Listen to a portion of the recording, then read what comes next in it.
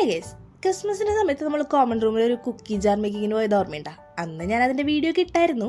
ശരി, പിന്നെ ഉണ്ടാക്കാം എന്ന് വിചാരിച്ച് നീക്കി വെച്ച് ജാറ് പൊടി പിടിക്കൽ തന്നെ ഉണ്ടായുള്ളൂ. അങ്ങനെ അങ്ങോട്ട് നീണ്ടുപോയി. അപ്പൊ ഒരു ദിവസം വിചാരിച്ച് ശരി എന്നാ അതിനെടുത്ത് നമുക്ക് കുക്കീസ് ഉണ്ടാക്കാമെന്ന്. അപ്പൊ അതിലൊരു സ്ലിപ്പ് ഉണ്ടായിരുന്നു, എന്തൊക്കെ ഇടണം എങ്ങനെയൊക്കെ ഇടണം എന്ന്. പക്ഷെ അതൊന്നും നോക്കിയില്ല, നമ്മുടെ ഇഷ്ടത്തിന് കുറച്ചൊക്കെ വാരിയിട്ട് ഉണ്ടാക്കുന്ന തത്രപ്പാടാണ് ഈ കാണുന്നത്. പിന്നെ ഈ വാരിയിടുന്ന പൊടികളെല്ലാം അതിൽ തന്നെ ഉണ്ടായിരുന്നു.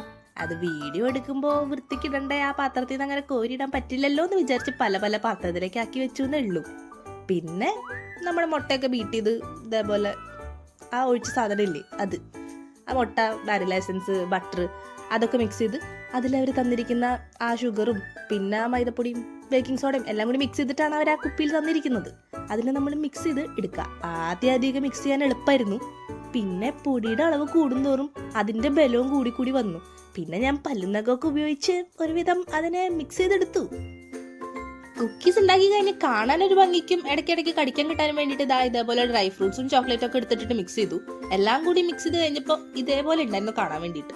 പിന്നെ നമ്മളൊരു ബേക്കിംഗ് ട്രേ എടുത്ത് അതിൽ ഇങ്ങനെ പരസ്പരം മുട്ടാത്ത രീതിയിൽ ബേക്ക് ചെയ്യാൻ വെച്ചു. 2-3 റൗണ്ട് വെച്ച് കഴിഞ്ഞാൽ മനസ്സിലായി ഇത് എളുപ്പം കൊണ്ട് തീരുന്ന പരിപാടിയല്ലാന്ന്. അപ്പൊ പിന്നെ ട്രെയിനെടുത്ത് മാറ്റി വെച്ച് പിന്നെ ഇതേപോലെ ബേക്കിംഗ് ഷീറ്റ് നിരത്തിയിട്ടാണ് ബാക്കിയുള്ളതിനെ ബേക്ക് ചെയ്തെടുത്തത്.